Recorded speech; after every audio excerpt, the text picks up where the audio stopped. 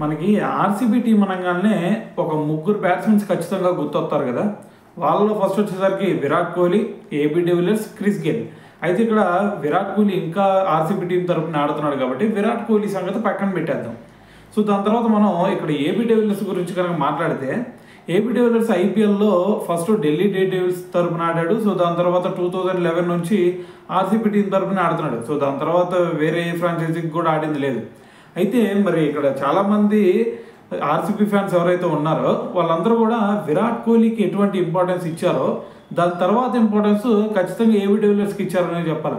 So ఒక రకంగా చెప్పాలి అంటే అసలు ఏబీ డివిలియర్స్ను ఓన్ చేసేసుకున్నారు ఆర్సీబీ ఫ్యాన్స్ అందరూ కూడా.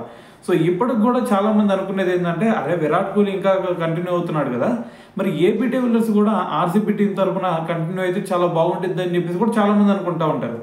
అయితే మరి అతను మళ్ళీ ఆర్సీబీ టీంలోకి వచ్చే ఛాన్స్ ఉందా అంటే ఒక బ్యాట్స్మెన్గా అయితే వచ్చే ఛాన్స్ లేదు. ఎందుకంటే అతను ఏది చూసుకున్నా సరే పైబడింది. సో ఇటువంటి సిచ్యువేషన్లో మరి అతను ఆడలేను అని చెప్పేసి కూడా రీసెంట్గా చెప్పాడు. అయితే ఇదంతా పక్కన పెడితే ఇప్పుడు ఏబీ డివిలియర్స్ ఒక స్టేట్మెంట్ ఇచ్చాడు అనమాట. అదేంది, నేను ఇప్పుడు ఐపీఎల్లో ఆడకపోయినా సరే నా మనసు మొత్తం ఆర్సీబీ టీం వైపే ఉండిద్ది. మరి ఆర్సీబీ టీం మేనేజ్మెంట్ కనుక మళ్ళీ నన్ను ఒక కోచ్గా కానీ లేదు అంటే ఒక మెంటర్గా కానీ ఆర్సీబీ టీంకి చేయరా బాబు అంటే కళ్ళు మూసుకొని వచ్చేసి నేను చేస్తాను. సో దాంట్లో ఎటువంటి డౌట్ అవసరం లేదు అని చెప్పేసి మరొక స్టేట్మెంట్ అయితే ఇచ్చాడనమాట. సో దీంతో ప్రతి ఆర్సీబీ ఫ్యాన్కి కూడా కొన్ని ఆశలు రేగుతూ ఉన్నాయి.